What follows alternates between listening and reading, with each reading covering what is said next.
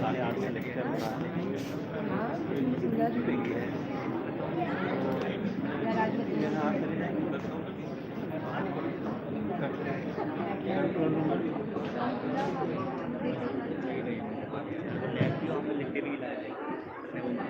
10 से लैब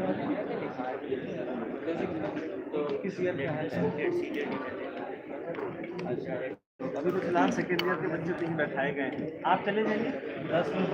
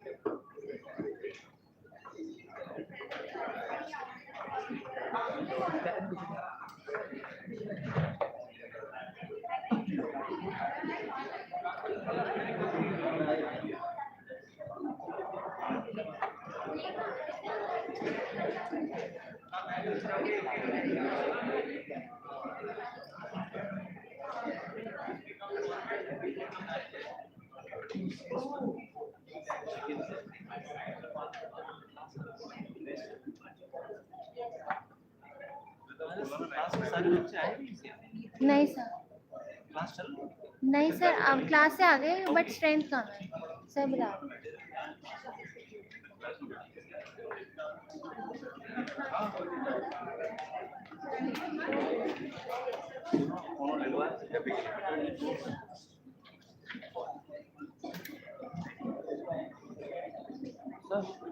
अभी स्टार्ट हो गया था तो विश्वास करने पूछा था कि जो भी तुम्हारी क्लास में स्टूडेंट्स आए हैं वो बता दीजिए कितने स्टूडेंट्स आए हैं, पता है?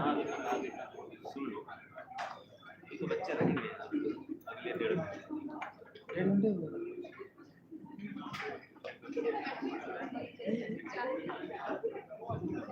Okay, we are about to start the session. Kindly maintain silence.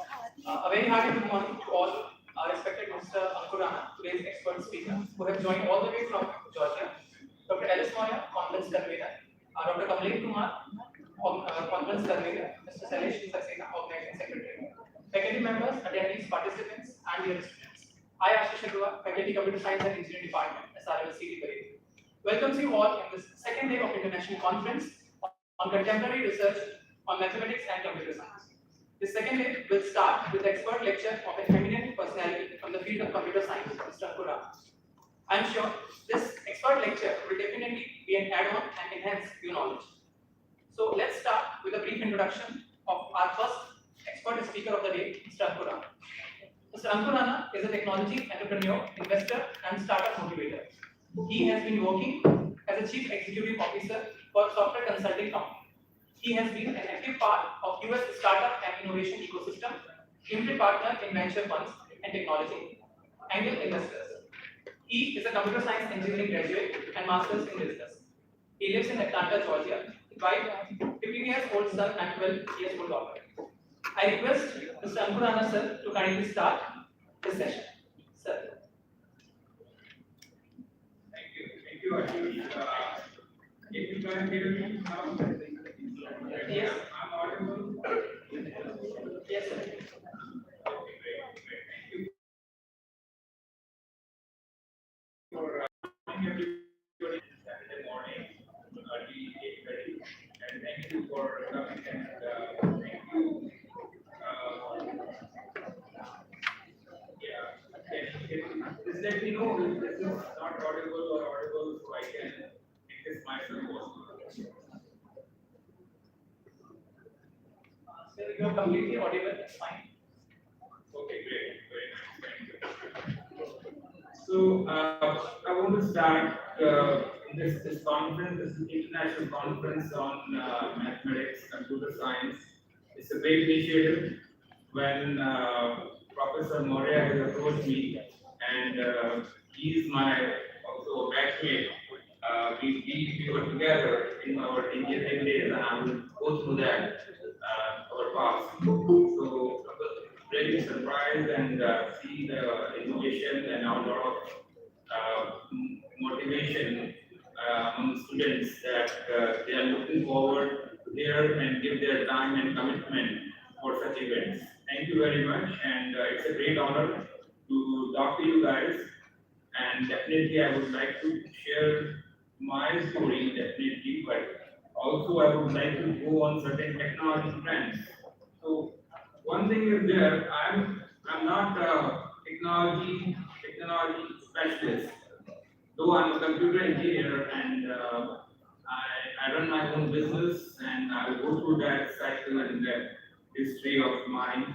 But I will give you my best bullet points for success, what I've done, and in terms of technology trends, where we are moving, what is going on in the market, and where from the industry standpoint in US, where we are in terms of innovation, startups, and investment opportunities, what we are doing. So I will definitely go through that, and I would also like to talk a little bit on Indian market as well.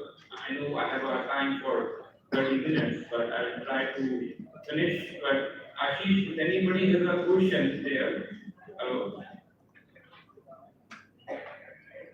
yes, yeah. If anybody has a question, please make it interactive. So I'm okay to answer the questions because I will definitely not go in details of any technology.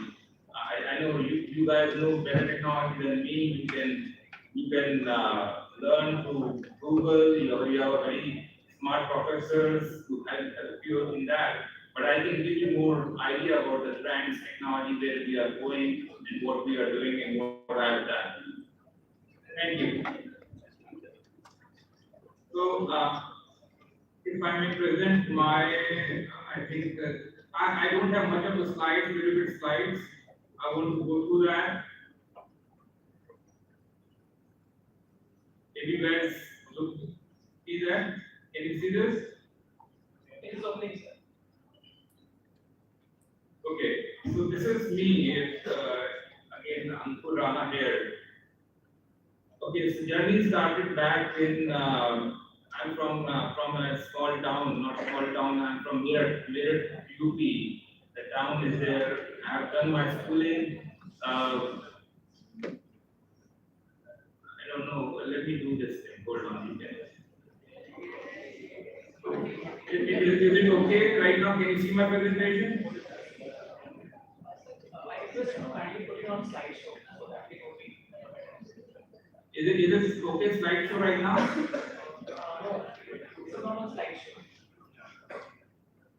Okay, hold on.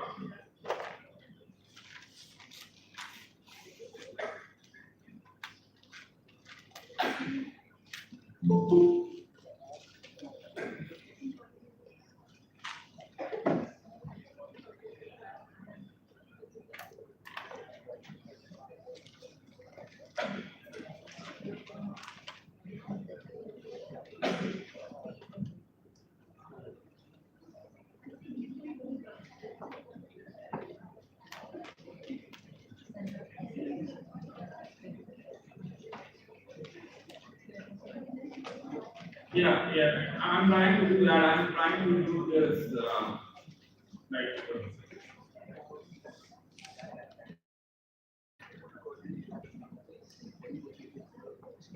let me do it one more time.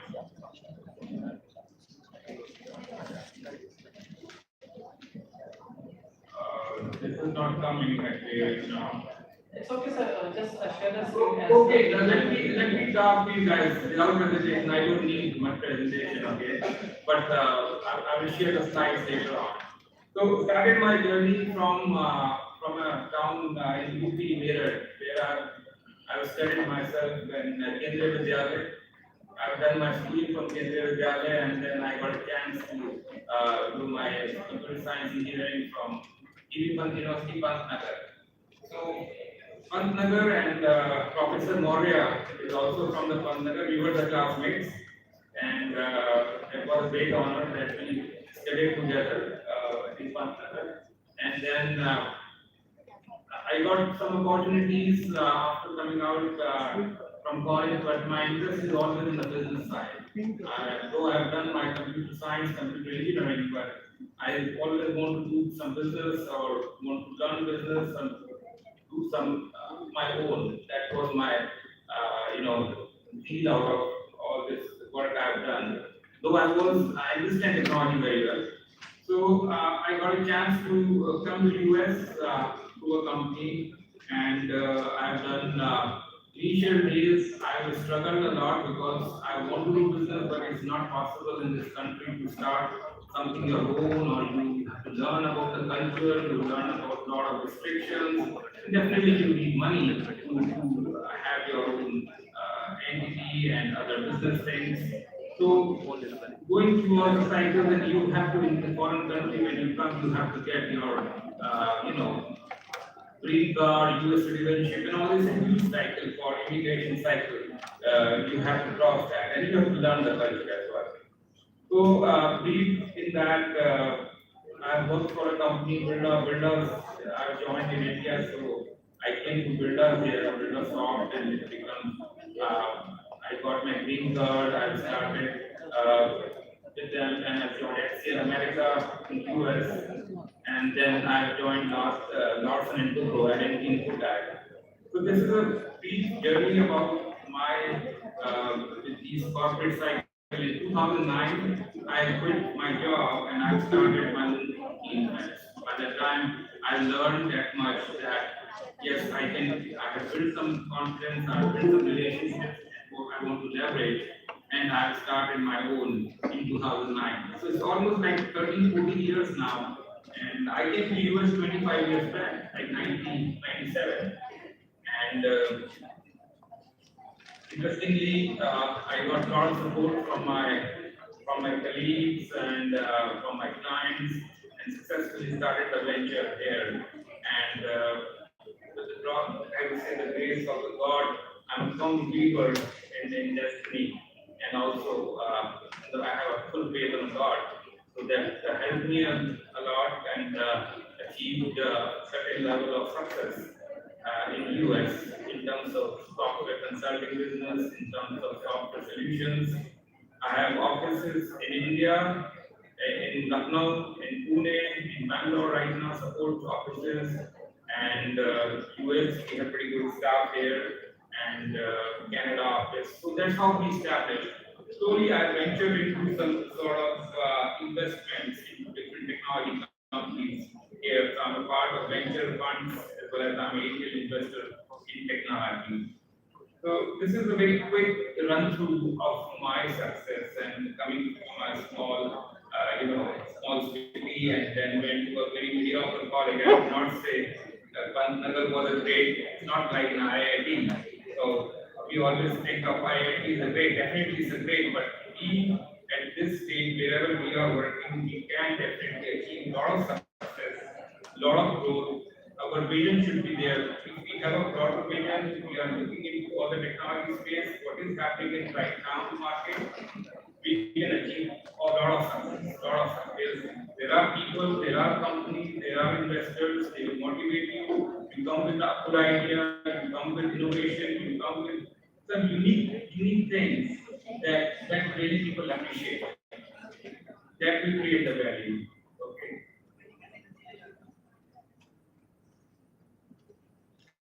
In my presentation is not coming again. Hold on. Let me again open this. Just give me one more second, okay? Hold on.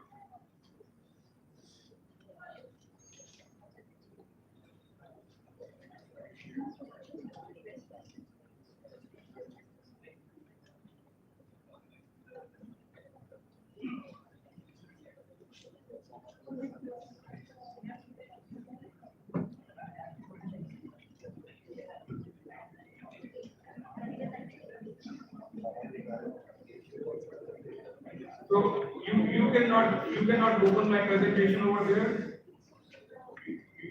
poster presentation is not visible. You have my PowerPoint, right? I've shared with you guys. Will you be able to open that? Yeah.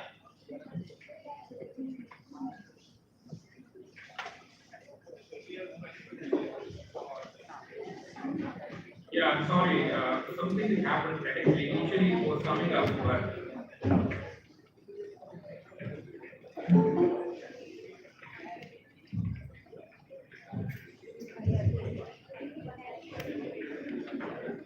friends, if you have any question, please feel free to ask right now and ask Ashish Agarwal. He will convey to me when we talk. So make it more interactive. Yeah, if anyone of you has any question, please ask.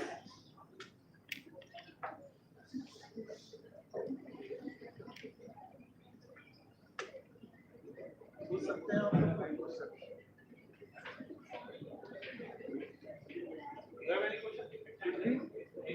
your curiosity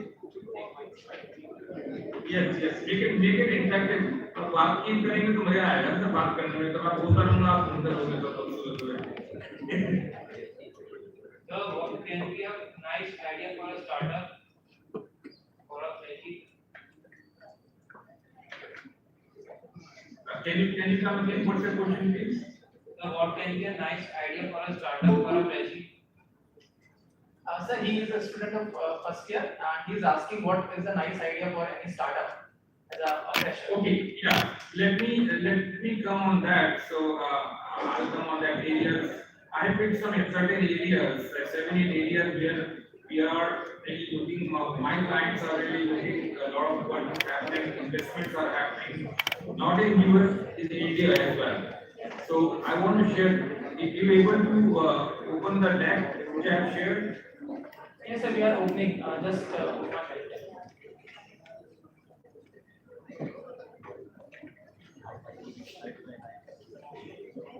I do this entire screen.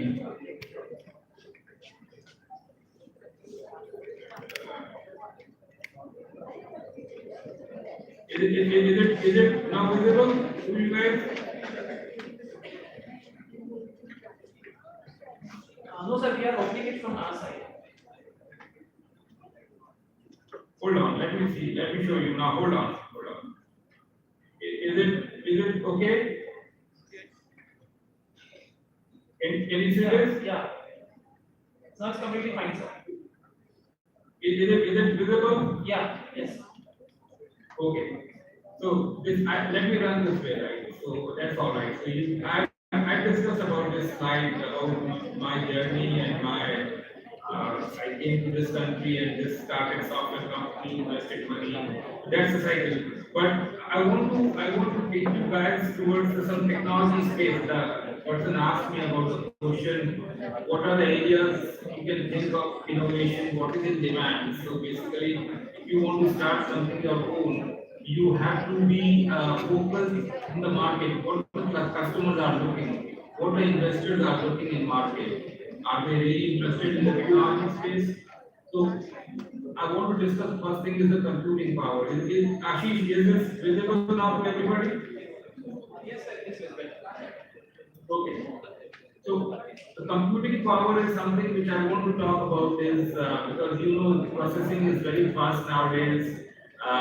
Cloud is tons of availability of you can store data on cloud. So I'm touching 4 or 5 areas. So you can think about how you can innovate and how you will navigate through these areas, or if you want to start your own. It's not about business also. If you want to learn deep further down and you want to understand the technology where we all are going.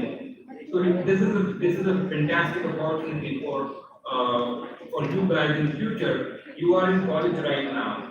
If you know these are the areas where a lot of action is happening, companies are working, the demand, customer is looking, or the clients are looking, such talent is a great thing. You guys can learn about the computing basically, the computing power, 5G, 6G is coming right now. Data transmission is very high. The storage of data is cheap nowadays. Processing power is cheap. So So you can use all this in your ideas and thoughts, in your innovation. Smart devices is another area where a lot of work is happening. You know, your whole all.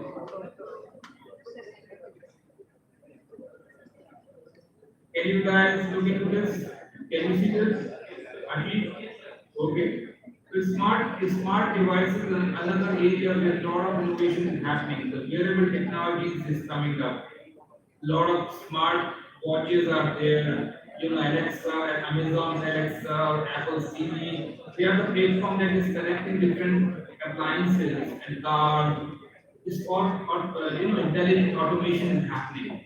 So these are the areas where you can focus. You can just note down, and I will share this presentation. This is not proprietary. This is the market trend, the current market trend, that where US is going, where the customers are willing to spend money or to invest money in these areas. Quantum computing is something may not come into your area. This is a very emerging area, and a lot of work is happening in the US quantum area, quantum computing. But you need a very expensive computers and equipment for this. So I would not suggest, but this is the area which is emerging right now everywhere, and especially in technology space, where a lot of innovation is happening. Computing, the quantum computing. So if you, my suggestion to you, as I told you in the beginning, I'm not an expert of all these areas, but I know what is in demand, what is the trend going on, what is customers looking. So these are the areas you can do some research. You can go and Google, and you can ask your professors.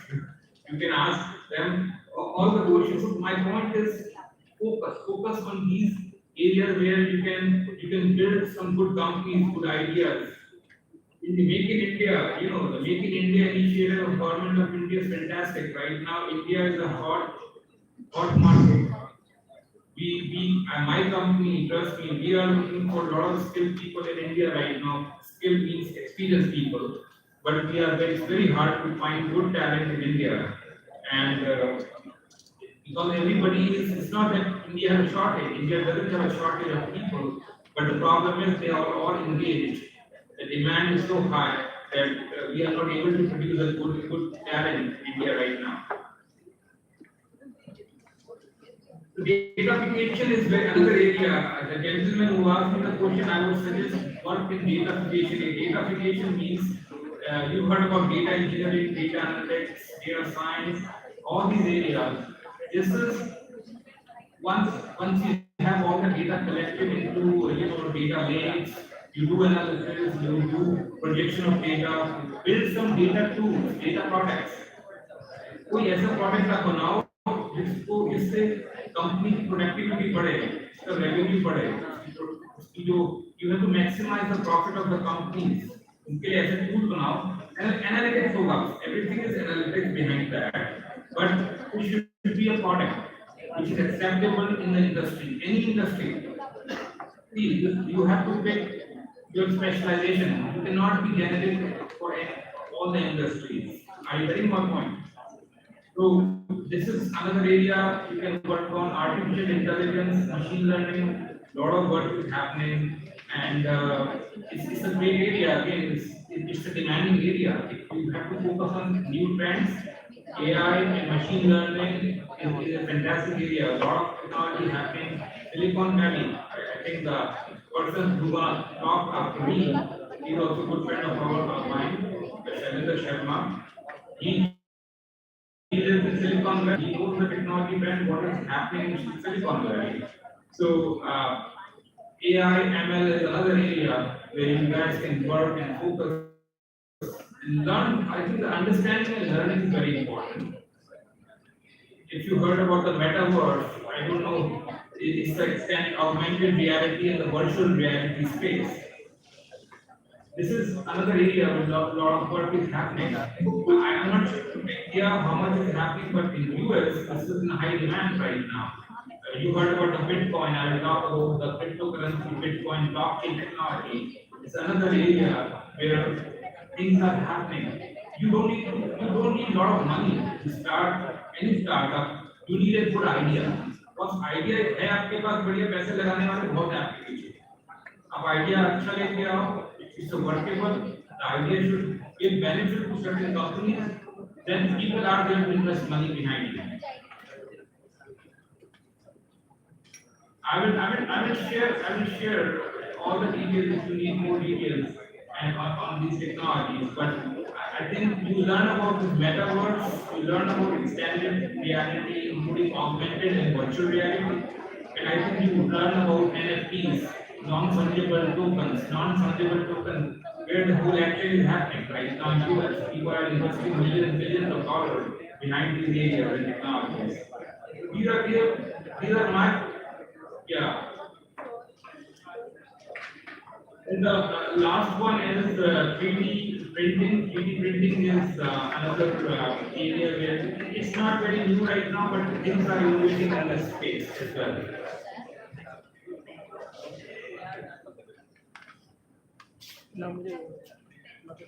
So, any question on technologies? Any question on technology? I still have time. I still have 15 minutes. So, anybody wants to ask any question?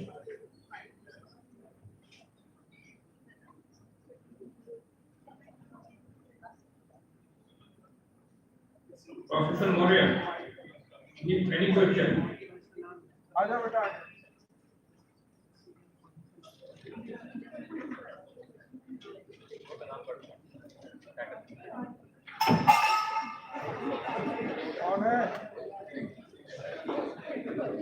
Good morning, sir. Morning. Sir, so I want to ask you that what technology you prefer most. Like I'm a student of BTech and I have chosen cybersecurity. So in artificial intelligence and in data science, what technology you prefer most? See, at this time, I would like to advise you all learn these areas. These are the hot areas where the action is happening. Learn about that. So and navigate your thoughts and ideas. Cybersecurity expert is coming. Our friend Shalita Sharma is an expert in security in Silicon Valley. He's a renowned name. He knows about security. He will talk about that. But I'm saying, what are the areas which I'm showing to you all these technology space? You just keep on learning. आपको जितना time मिलता है आप social media को cut कर दो life में. आप सोशल मीडिया को कट कर दो. TikTok, Facebook, this will not help you. Focus करो अपना जितना भी टाइम हो यूट्यूब पे जाओ या on different platforms. Learn to cross learning through Coursera के ऑनलाइन कोर्सेज हैं. To take the courses, learn this technology first. Don't come up with the idea, because ऐसा होता है कि we come with the idea but somebody else is already working on that idea. So idea comes later. First you need to understand what the technology space is, what is happening in the industry right now. Am I able to question your answer? And sir, I want to ask a question, like what type of business you are doing? Like you said, What type of business Yes, you are what- doing USA.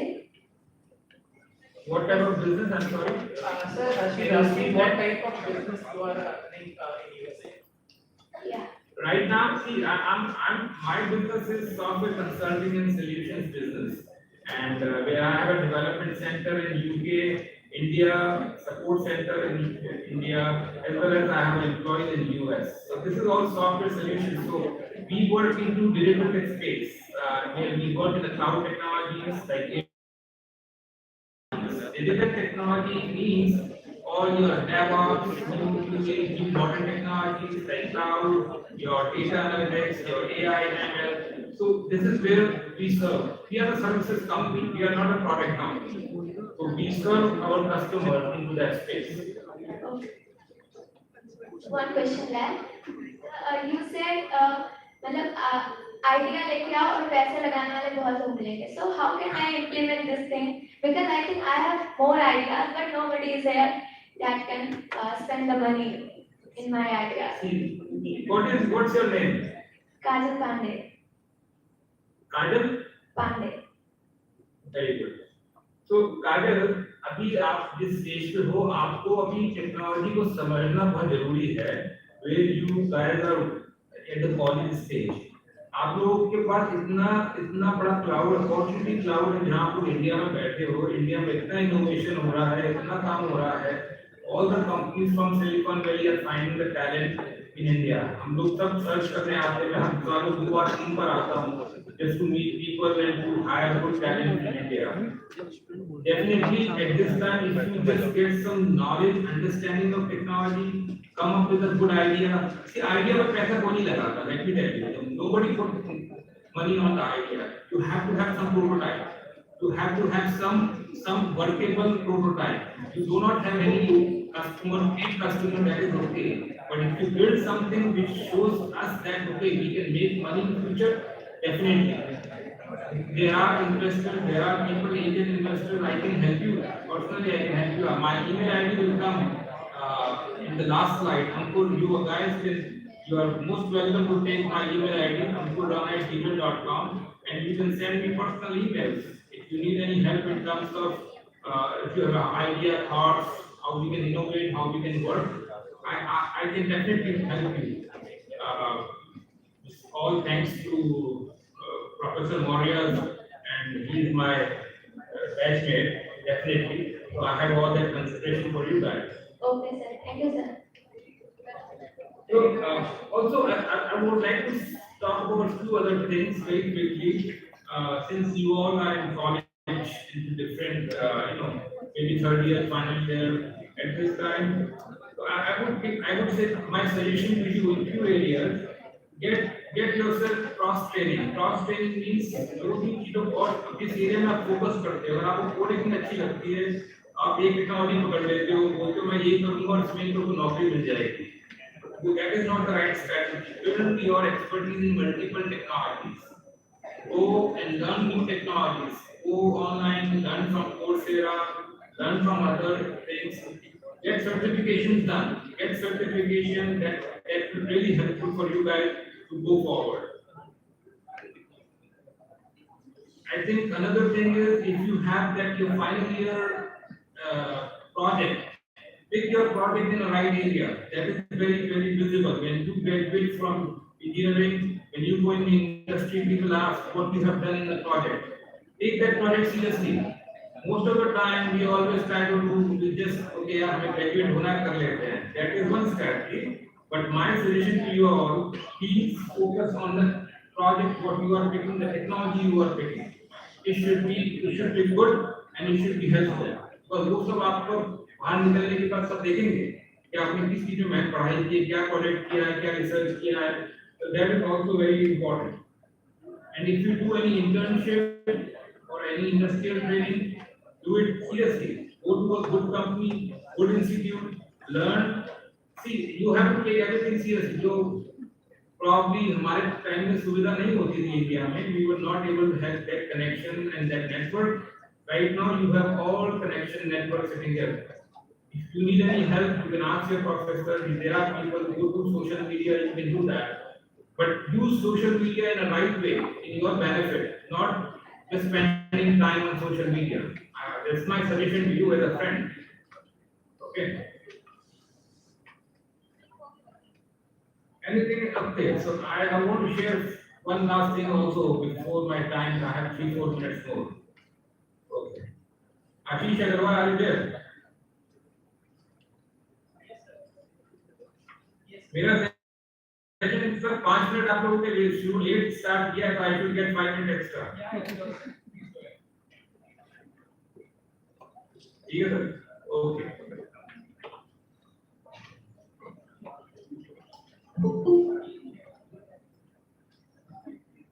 So yeah, we discussed about this 3D slide, and I will share these technologies that the slides that you see or not.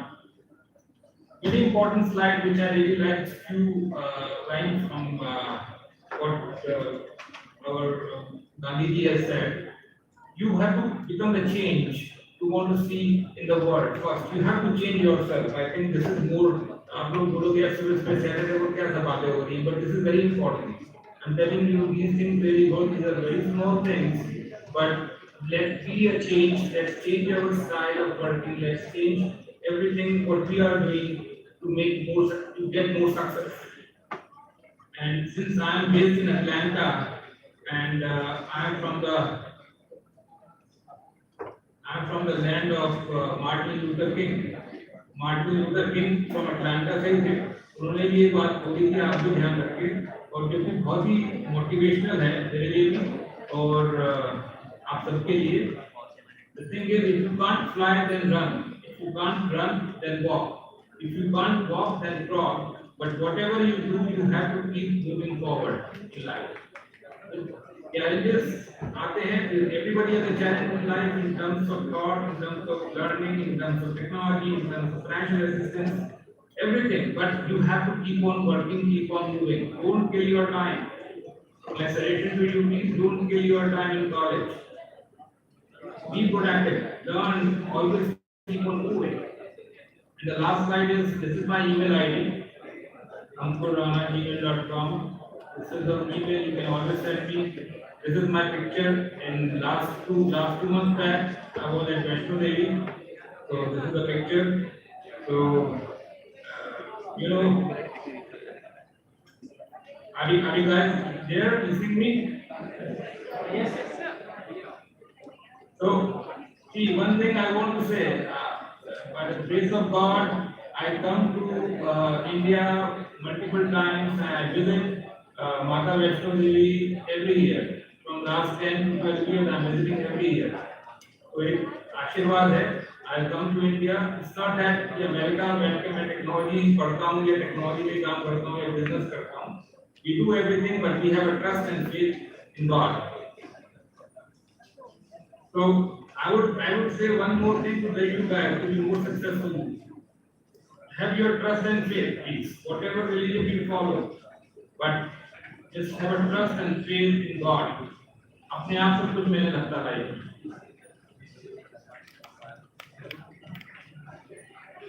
Anything else, sir? Any question? Anybody wants to talk to me? Any other question from student side? Sir, one student is allowed to ask one question. It's not audible. Can you? What's the question? Okay. Good morning, sir. Good morning. Sir, I wanted to ask, what was it like transitioning into business from a software background? Okay, yeah, it's a very interesting story. When I came to US, I was supposed to work into technology space, in software development. And slowly, what I learned is the technology is changing very fast, and this is happening right now also. Whatever you probably learn in your college will not be applicable in the industry outside. It keeps on changing. The new technology, new platforms are coming. So, fortunately, I got that opportunity when I came to US in '97. I was working for Birla Horizon or Birla Soft at that time. For Birla Soft. So there was an opportunity for business manager there. So they gave me that opportunity. So it was a surprisingly fortunate transition for me. It was not planned something कि मेरे को जाके business ही करना है. But करना चाहता था शुरू से business, लेकिन कहते ऊपर वाले का आशीर्वाद होता है तो जो आप चाहते हो जिसको शिद्दत से चाहते हो तो मिल जाता है. सारी कायनात लग जाती है. शाहरुख खान बोलता है ना, सारी कायनात लग जाती है. आप बहुत कुछ गाने जिसको शिद्दत से चाहते हो तो वही हो जाता है. This happened. Any other question?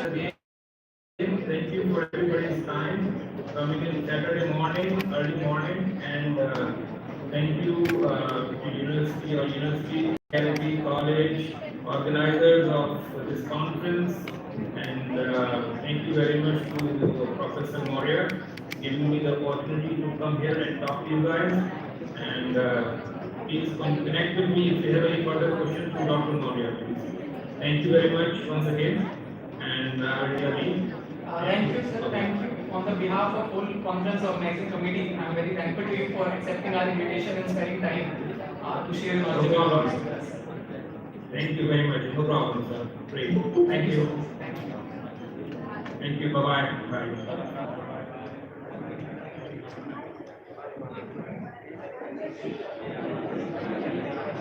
And our today's next eminent speaker is Mr. Shail Sharma. Sir, am I audible to you?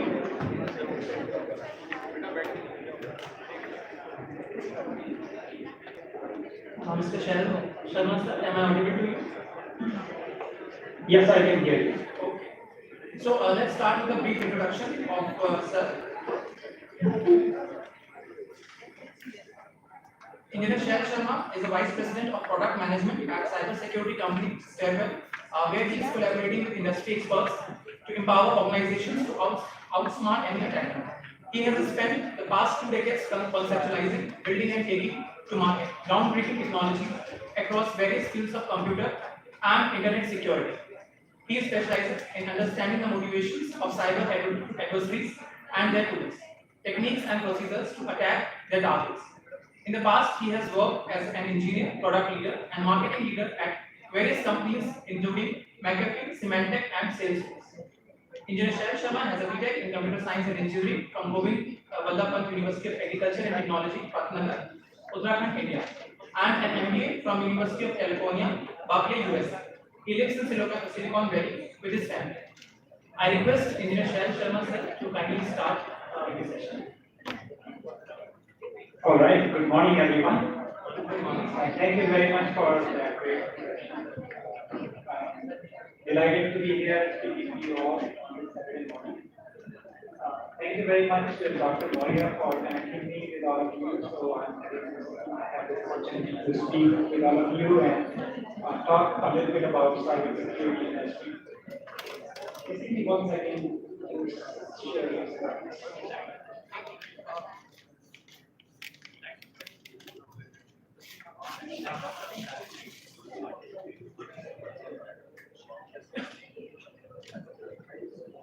So today, what I plan to do is talk a little bit about cybersecurity, its history, how the cyber warfare began, how it has evolved over time, and how it is affecting our lives. I'm going to talk a little bit about cyber criminals or attackers. What are their motivations? How do they attack? And finally, I'm going to talk a little bit about some of the very compelling career opportunities in the world of cybersecurity and why it is something that you all should consider as a next step in your career.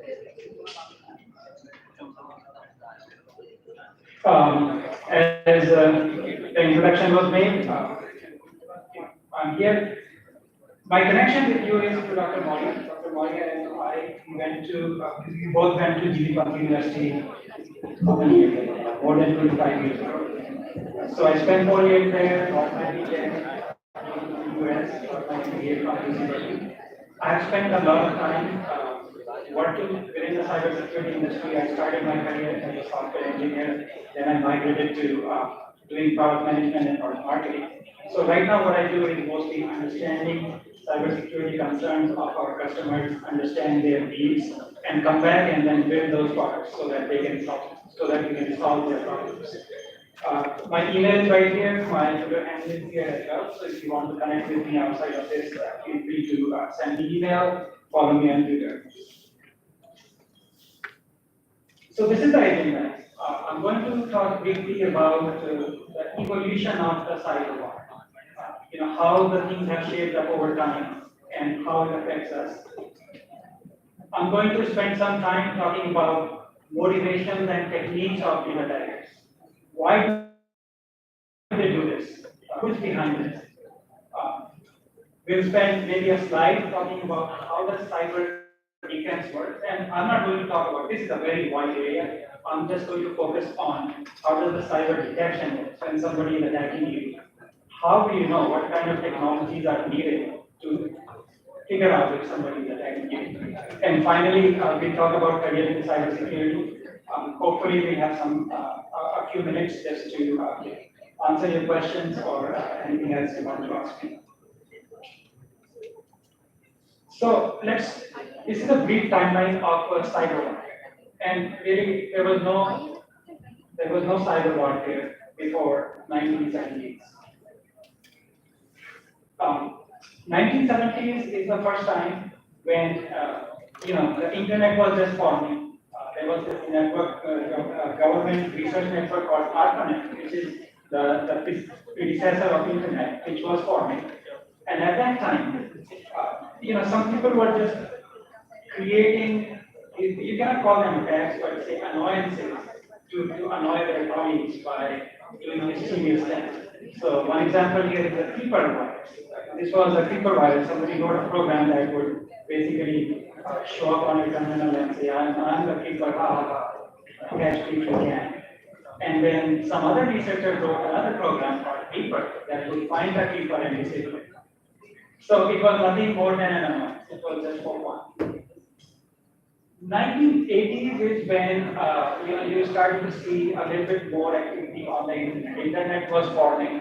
It was mostly research institutes and colleges and government organizations that were starting to connect to the internet, and they were still trying to figure out what can we do with this. How can we use this network for our tasks, for research, etc. But because there were more computers connected to the network, there was more opportunity for people to do that stuff. And so it was in the 1980s that we saw Trojan horses were coming up. The Trojan horse is a program that basically shows up as a good program. It may show up as a game or something that you would like to do. And when you click on it, it does something back. So it might steal your data, wipe your disk, or do something like that. So Trojan horse was born in the 1980s. And the worm, which is another type of bad program or malware, was born in the 1980s. And worm is nothing but a computer program that can traverse networks. So it can move from one machine to another machine and continue to destroy things on its way. But still, the attacks were not that they were not causing a lot of concern. So it was still at the level of annoyances, things that we had to deal with time to time. It was really in the 1990s when internet was actually, getting some traction. There were more private organizations, businesses that were starting to connect to the internet. In the early 1990s, there was not much e-commerce. There was not a lot of consumer adoption of internet, although people were starting to get their private internet connections. So in the 1990s is when we started to see a little bit more sophistication in attacks. So, like I said, in the 1980s there were viruses and there were some antivirus software which would basically identify a virus file and delete it. The way it worked was there were researchers who would be looking at the files and they'd say, oh, this file looks like this, it has this maybe an MD5 hash. So if you never see this MD5 hash, just delete it. So the attackers actually figured that out. That if the virus has my signature, they can actually find me and they can look like it. So that's why in 1990s they created what you would call a polymorphic attack or a polymorphic virus. And what it did was every time it moved from one machine to other, it changed its signature. Which was easy. It could just add a few bytes to itself. So executable file with some null bytes added somewhere in the middle. That would change its MD5 hash completely, and that way it would be able to evade any kind of detection.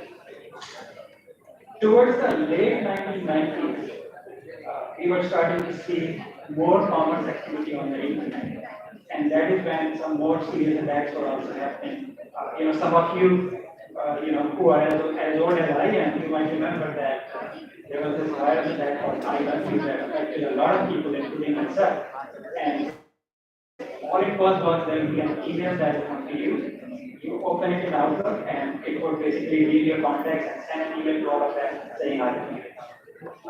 And it disrupted a lot of businesses because people were not able to use email in a productive manner. But still, nothing of the order of attacks that we see today. It was in the 2000s when internet became mainstream. And when I say 2000s, I'm just talking about the early 2000s, which is from 2000s to maybe 2010, 2015. We started to participate more in the internet commerce. We all had our information out there. We were buying things on the internet. And that is when the real motivation behind the attack started. Before this, it was mostly hobby. People had hobby of attacking, doing bad things, and maybe getting some notoriety out of this. In the 2000s, there was some real motivation behind attacking. Things like, can I steal some information and monetize it? Sell the information to somebody and get some money out of it. Can I disrupt somebody's business? So those types of things were coming up. And when you look at now things are really, really bad. I'm sure you see it in the news every day. Some business or other is getting compromised. Countries are attacking other countries over cyber, over the internet. Some electricity or water utility companies getting shut down because somebody hacked them. So this is starting to affect our business, day-to-day business. A lot of people who are adults here, they would know that they might themselves be a victim of things like identity theft. So these things are really affecting us now, and we need to become much more vigilant and try to protect our information and keep ourselves safe from these kind of risks. So let's talk about what exactly do the hackers. They can do a lot of things. Most of the time, these are the 4 things they can do. The first one is they can disrupt an operation. And this is a very wide range of things, right? If you are running an e-commerce website, they can mount something called a denial of service or distributed denial of service. And what it does is basically it will make your website offline, so you are not able to serve your customers. Disrupting operation would also mean somebody attacks an electricity company and shuts down power for its consumers. That is disruption. So there are multiple ways that this can manifest, but really, this is one of the things that attackers can do. They can disrupt the business. The second one is around stealing data. And this is the one that is gaining most of the traction. That attackers are coming after some data that you are storing on your computers, on your network, or in your cloud. It could be things like credit card. So, if you have Flipkart, you probably have credit card numbers for all of your customers who buy things from you frequently. Now, an attacker can actually get those numbers and then use them one by one. They can steal each other's secrets by mounting attacks on each other. And finally, you must have heard about ransomware. So, ransomware is another type of you may be targeted using a malware or a virus or a bad program. And the goal of the program is to take your information, siphon it out to somebody else, and encrypt it on your disk so that you don't have access to your information, but somebody else does. And they demand you money, and unless you get that money, you cannot decrypt the file. So this has, this has gotten a lot of traction in the past 3 to 4 years. Initially, ransomware was mostly targeted at people. So, I might get infected by ransomware, and they will ask me for, send me 20,000 rupees, and you will get your laptop back, or you will get your data back. Now this has become a business on the internet where large organizations, banks are being targeted, and they are being asked for multi-million dollars, tens or hundreds of millions of dollars to reinstate their business. The third one is tarnishing somebody's reputation. And although it is not as common, but this is one of the things that attackers can do. One simple example is somebody can get access to your social media and they can start posting things that don't reflect your ideology or your thoughts. And that may affect your reputation. Similarly, attackers can target a company and tarnish their brand reputation by doing bad things that it looks like it's coming from a specific company or organization. The last one is sometimes attackers do it not directly to harm you, but because they want to participate in what I call cybercrime B2B problem. And what I mean by that is this word of cybercrime has actually expanded. So just like in our world, we have different types of businesses. B2C, which is business to consumer, which is most of the business, or B2B, which is business to business, one business selling goods to other business. There is B2B in cybercrime. So there are hackers who would just create assets. And this, for example, they might create bots by installing a program on your computer, somebody else's computer, and they might have thousands and thousands of these bots that they can then rent to somebody else to either mount an attack or do bad things in a different environment. So you might be affected by a bot. Your computer might be a bot and you may never know. So that's the fourth motivation, or that's the fourth way that cyber criminals can compromise your community resources. So what's the real motivation? What are they? The first one is money. Most of the time, a cyber attack happens because the attacker has something to gain from it. It could be that they steal information and they can sell that information somewhere else, and that's how they make money. Or like I gave you the example of ransomware, where they steal your information and encrypt it and make it unusable by you. So if your business is affected, you will really give them money and get your data back. They may steal credit card data and make money back. But money is the main motivator. Why? The second motivation is information. And this is much more evident in when you see nation states, when you see one country attacking another country over the cyber. It's all about getting some information out that is not publicly.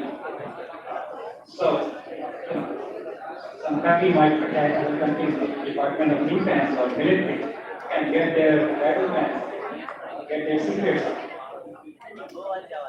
A business can attack another business and get their business plans out. They get visibility into their future business plans, and they may be able to build a better competitive strategy based on that.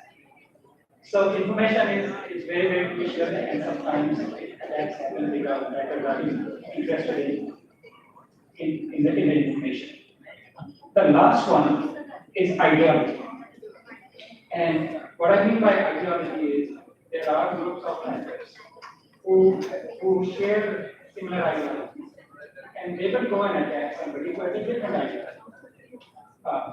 One example of such a group is called Anonymous, and they band together.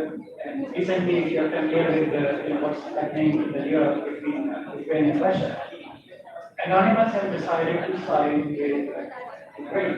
So they are trying to attack Russian assets or any other businesses or any other organization that might be in Russian army, and trying to bring their systems down or disrupt their business, etc. So sometimes attacks happen because of this.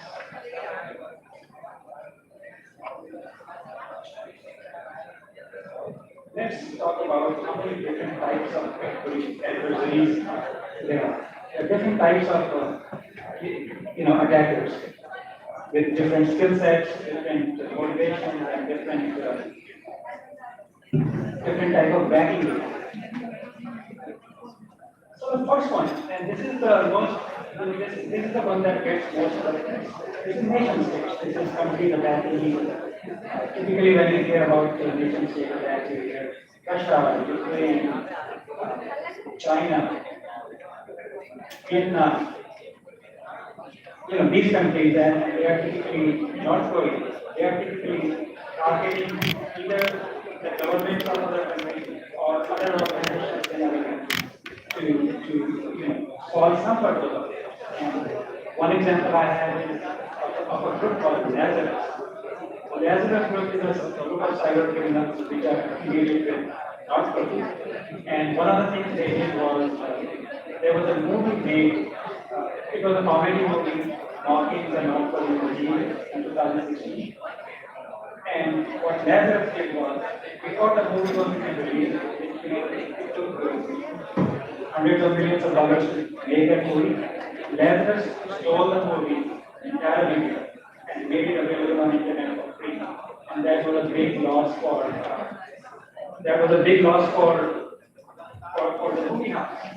And they learned a lesson not to go against the North Korean regime. So sometimes it's objectives like that. And these groups get a lot of money because they are really saying that military, your army, your air force, your navy. So they have a lot of money, they have a lot of access to infrastructure, etc. to do their bad things. One of the things they are known to utilize is called zero-day attacks. And what is a zero-day attack? Zero-day attack means something that that nobody has seen before. A attack that is being used for the first time. And typically the way it works is all of the software that we use on our laptop, desktop, cloud, anything, it has vulnerabilities. It has software bugs that may give unauthorized access to somebody else. As vulnerabilities get discovered by researchers, by somebody else, they will make it public, and then you will go and fix the vulnerability. That's why you see, okay, you need to update the Chrome software, or you need to update this or that. There are still a lot of vulnerabilities that are not completely released. And these nation-state attackers, they research vulnerabilities, they find these zero-day vulnerabilities that nobody knows about but them. And they are able to then use the vulnerability to attack whoever they are. So this is really, really serious. The next one is criminal. So just like in the real world, we have criminals who do bad things. The cyber world is criminal, and they are mostly motivated.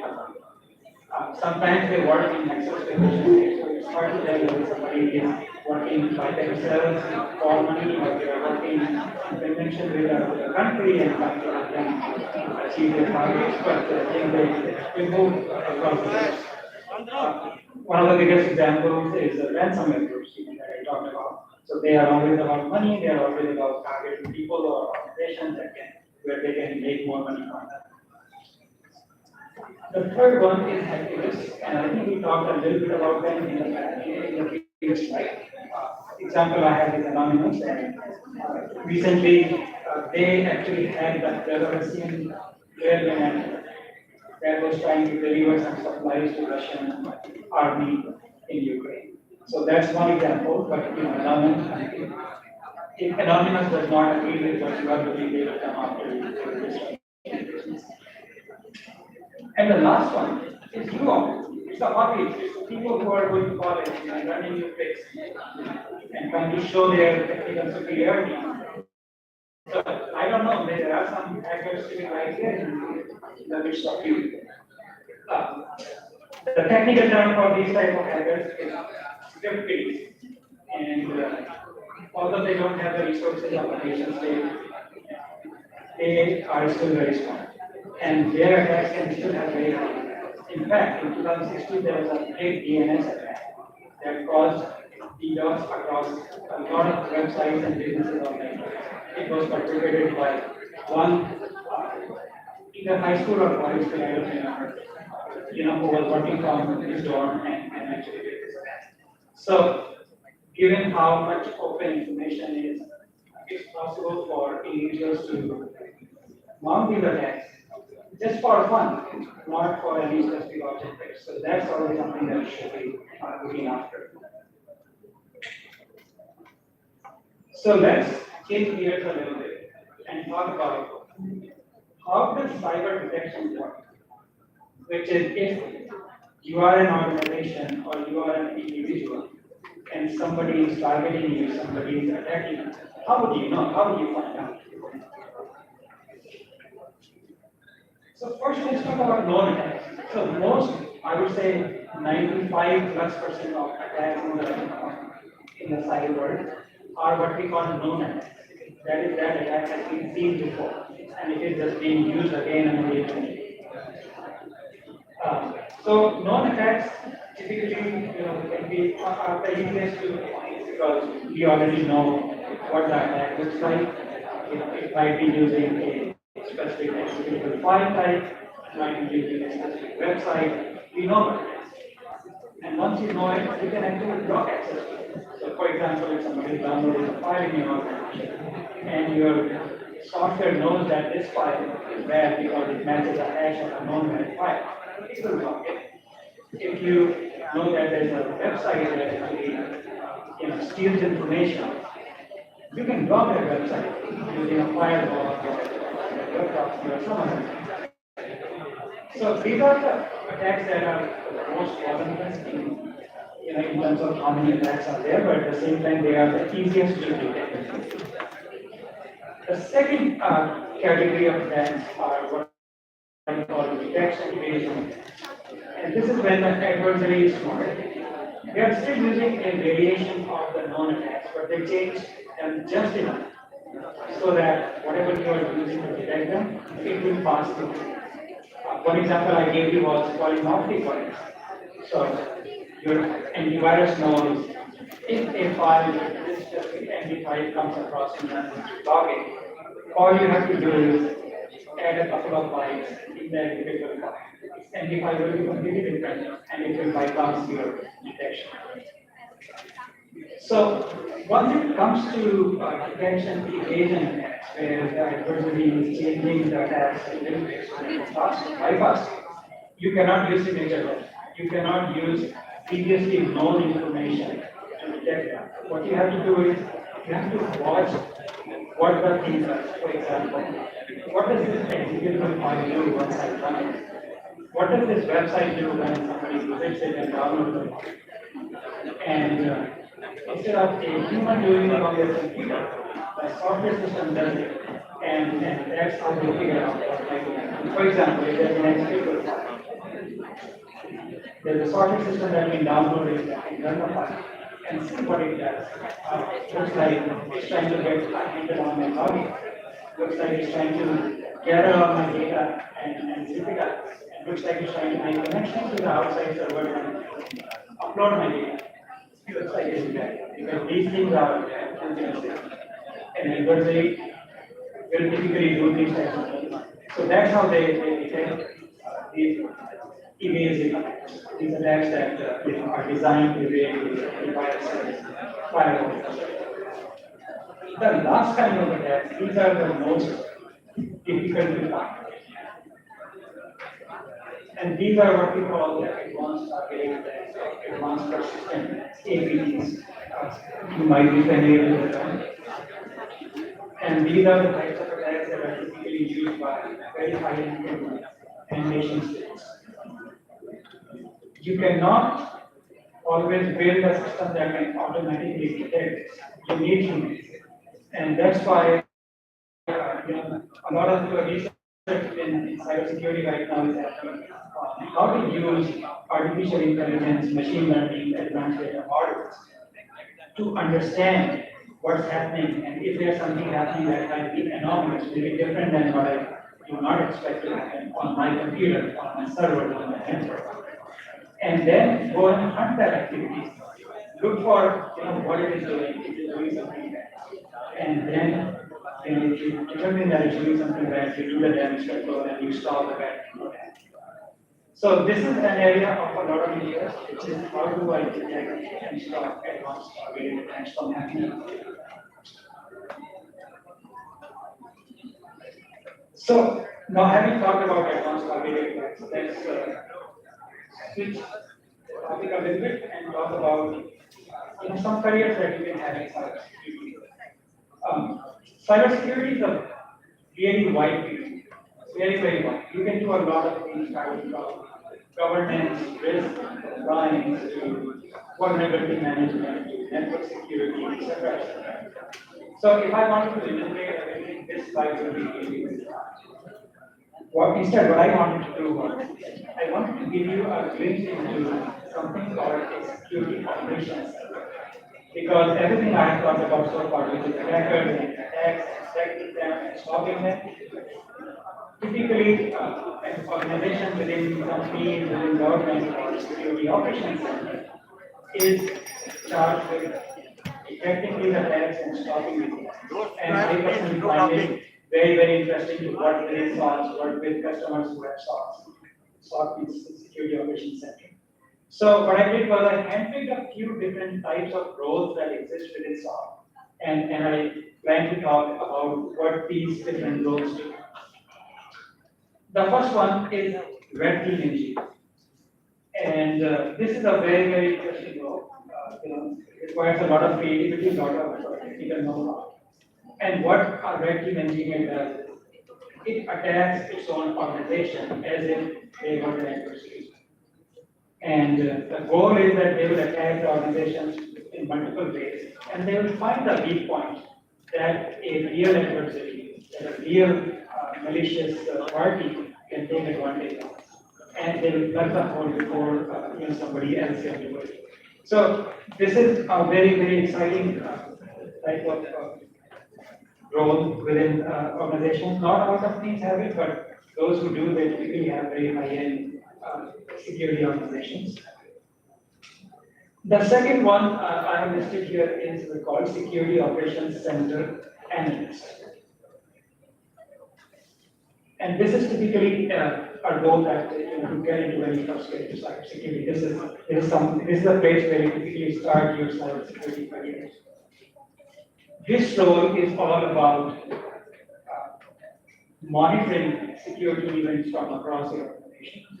So it would be things like an alert that's coming from your security endpoint or laptop security system, an alert that's coming from your network security system, an email that's coming from an employee saying, hey, I got this email that looks fishy, that looks like it has a bad attachment to it.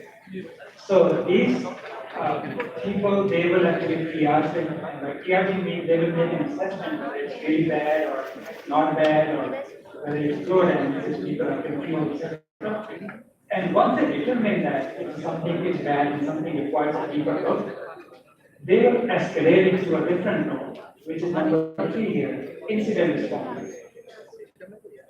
What incident responders do is once they establish that something security related has happened in the organization. For example, if let's say an adversary was able to get into my organization and shut down the server, they will go and they will analyze the whole situation and figure out what else might have happened. How did they get access to my organization? What else did they compromise?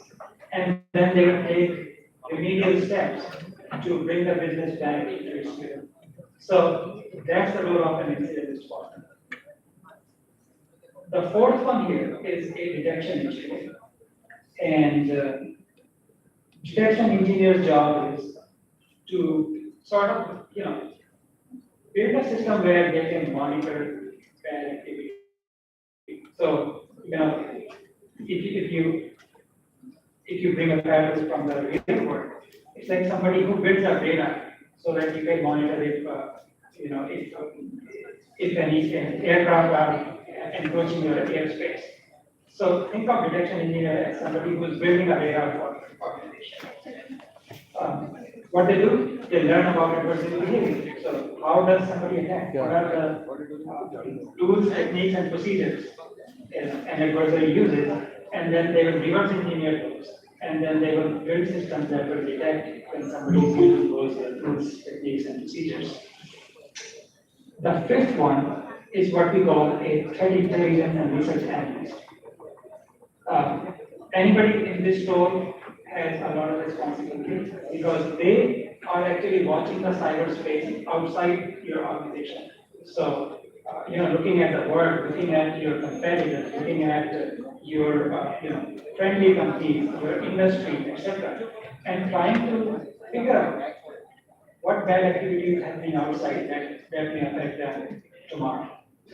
So they are bringing information from outside into the organization about the latest in attacks and how attackers are attacking, what they are after. If one of your some other organization that is like yours has been affected, they will learn everything about it and bring back the lessons into the organization. The last one is threat hunter, and threat hunter is really the last line of defense for any organization. When all the systems fail, this is the only control you have that can actually find that activity, because this is actually a human that is painstakingly watching all the data, all the internet connections, all the types of activities in the organization manually, and using their brain to identify anomalous things, behavioral patterns that look weird to them, so that they can find if some bad activities.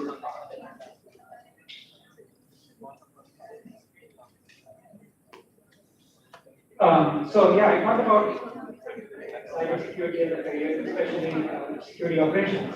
That's where I focus. There's some more motivation for considering cybersecurity.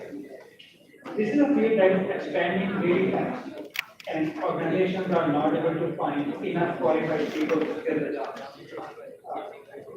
If you look at the leftmost statistic here, within the past 7-8 years, the unfilled positions have grown by 50%. That is, we have 3.5 million unfilled cybersecurity jobs worldwide. These are positions for anybody to take if they have the skills. In terms of the overall technology careers, cybersecurity and specifically information security analytics is the 10th fastest growing occupation. If you look at the job openings on LinkedIn or the job boards, you will see a lot of cybersecurity positions opening every day. And the reason is because of cybercrime. Look at the cost of cybercrime.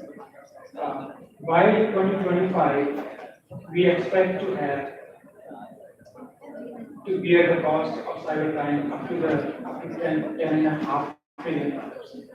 That's more than the entire economy of several large nations. So given the cost, organizations are willing to spend money, hire people, and that's why we have so many openings and so much opportunity for people like you to go and build a career there.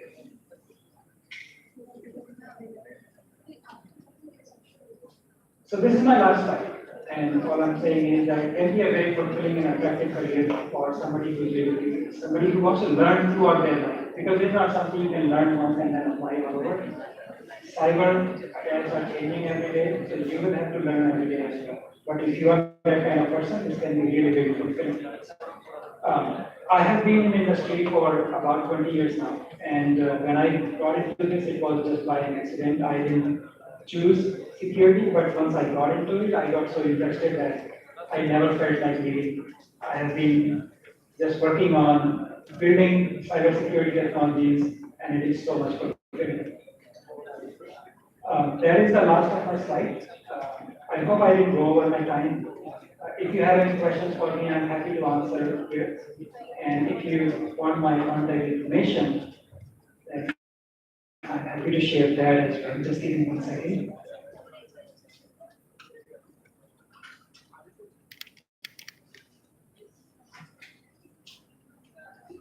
All right, I'm open for questions. Thank you, sir. Anyone would like to ask any question, sir? You may ask any question related to cyber security or cyber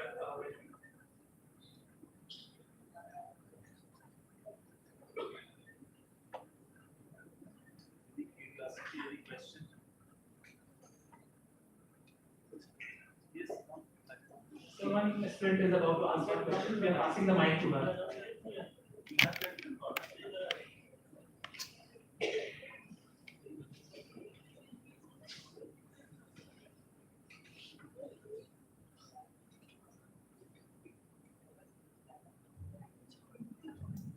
Hi sir, good morning.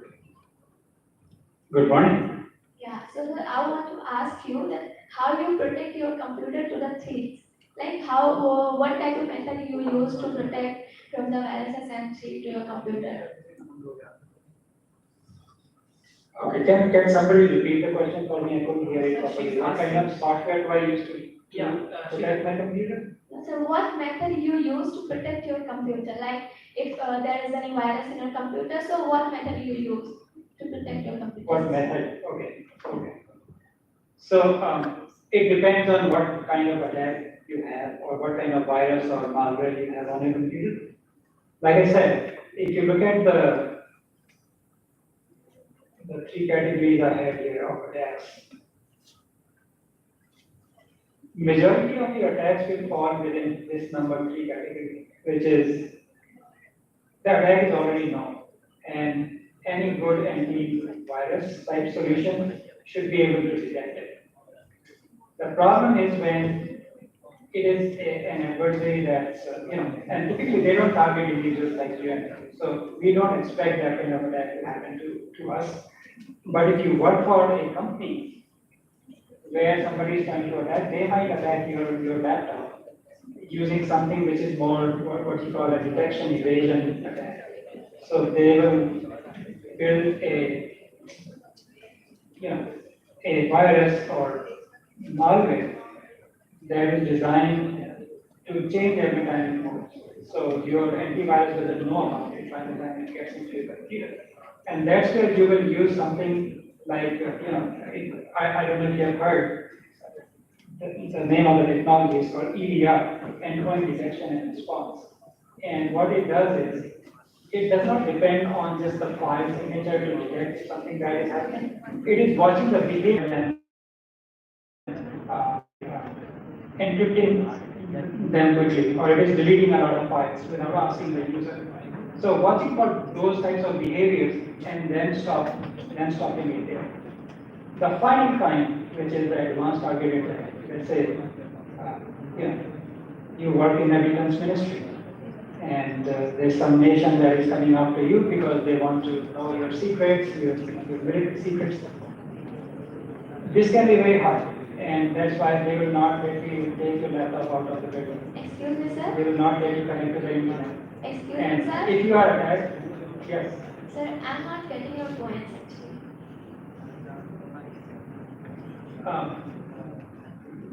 Did I mishear your question? Can somebody repeat your question? What was the Sir, question? she was asking about how are you protecting your system for various kinds of attacks or threats, security threats.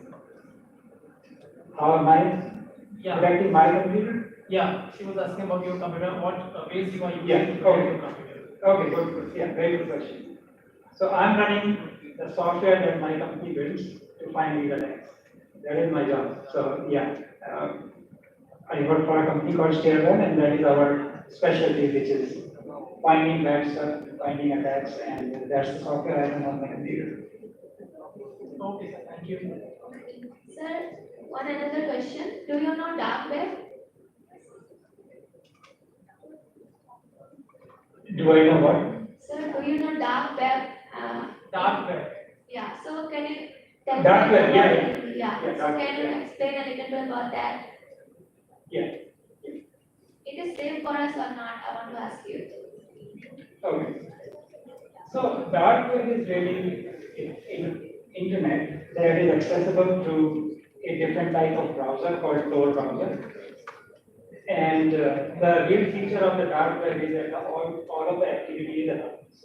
So if you are visiting dark web, it is all anonymous. It is all hidden from your networks because it uses some network imagery to reach to the dark web. So people on the dark web cannot find out whether you visited there unless you tell them. And nobody can find out in your organization if you are visiting dark web. The goal of the dark web is to do illegal or illicit activities. So things like selling credit card information because I stole, say 10 lakh credit card numbers from a bank, I can sell it in dark web. So you will see a lot of bad or criminal transactions happening in the dark web. A lot of researchers, cybersecurity researchers actually go to dark web because they are trying to learn what bad people are doing in the dark web. When you are not illegal to do it, you can go there.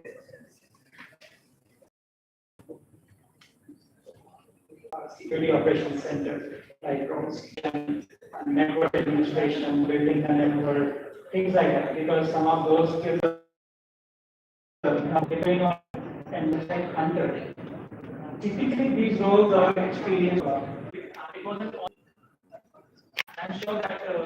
All right. Thank you very much for this question. We are really enjoying it. Thank you so much.